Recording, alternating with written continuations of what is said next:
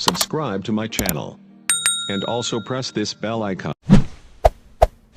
नमस्कार दोस्तों आप सभी ने कभी न कभी तो कोई न कोई पौराणिक धारावाहिक जरूर देखा होगा। उन्हीं पौराणिक धारावाहिकों में एक अत्यंत क्रोधी ऋषि थे, ऋषि दुर्वासा। दोस्तों आइए जानते हैं कि ऋषि दुर्वासा कौन थे। दोस्तों ऋषि दुर्वासा का जन्म सतयुग में हुआ था।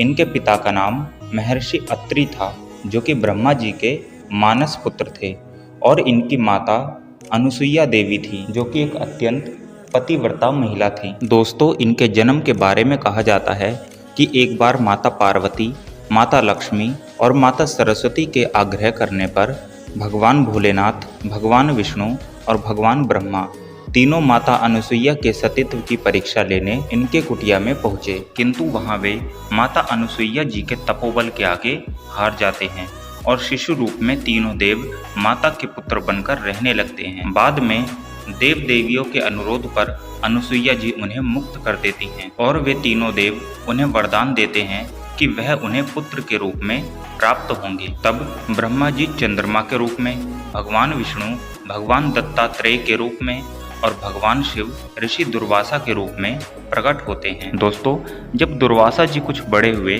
तो अपने माता पिता से आदेश लेकर अन्न जल का त्याग करके कठोर तपस्या करने लगे। उन्होंने यम, नियम, आसन, प्राणायाम, ध्यान धारणा आदि अष्टांग योग का अवलंबन कर ऐसी सिद्ध अवस्था में पहुंच चुके थे कि उनको बहुत सी योग सिद्धियां प्राप्त हो गई थी। दोस्तों वे एक ऐसे ऋषि हो गए थे जो किसी भी प्रकार के लौकिक वरदान को देने में समर्थ थे। वे सतयुग, त्रेता युग और द्वापर युग तीनों युगों में एक विख्यात ऋषि थे। पुराणों में ऋषि दुर्वासा का नाम मुख्य ऋषि मुनियों के साथ लिया जाता है। दोस्तों ऋषि दुर्वासा शिवजी का रूप माने जाते हैं। वे खुद भी शिवजी के बहुत बड़े भक्त थे। दोस्तों ऋषि दुर्वासा अत्यंत क्रोधी स्वभाव के थे। जिस तरह शिवजी का क्रोध जल्दी शांत नहीं होता था, उसी तरह इनका भी क्रोध बहुत खतरनाक था। दोस्तों दुर्वासा ऋषि को देवी देवताओं एवं समस्त मानव जाति द्वारा बहुत सम्मान प्राप्त था। वे जहाँ भी जाते थे उनको सम्मान मिलता था। दोस्तों क्रोध के चलते दुर्वासा ऋषि किसी को भी दंड, श्राप दे दिया करते थे।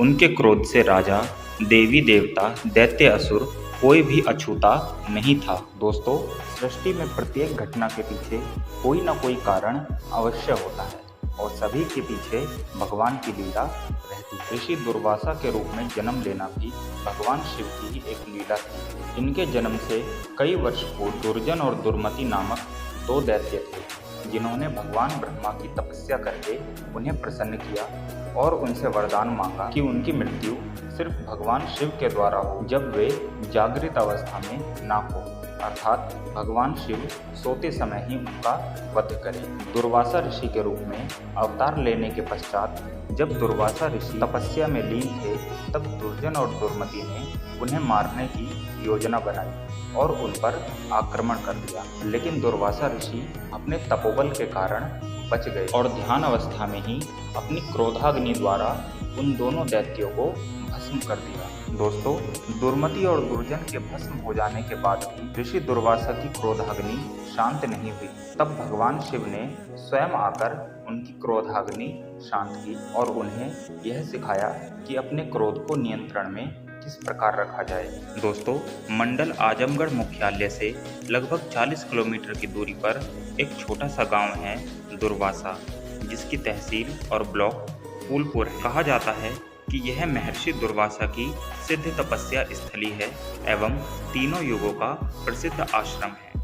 भारत के समस्त भागों से लोग इस आश्रम का दर्शन करने और तरह तरह की लौकिक मनोकामनाओं की पूर्ति करने के लिए आते हैं। दोस्तों महर्षि दुर्वासा के बारे में अनेकों कथाएं पुराणों में वर्णित हैं, जिनमें कुछ मुख्य कथाओं का वर्णन हम अगली वीडियो में करेंगे। तो दोस्तों आज की वीडियो में बस इतना ही। अगर आपको हमारी ये वीडियो पसंद आई हो तो हमारी इस वीडियो को लाइक और शेयर कीजिए और हमारे इस चैनल को सब्सक्राइब कीजिए। हम ऐसे ही देश के महापुरुषों की जीवनी आपके सामने लेकर आते रहेंगे। तो दोस्तों मिलते हैं अगली वीडियो में, तब तक के लिए जय हिंद।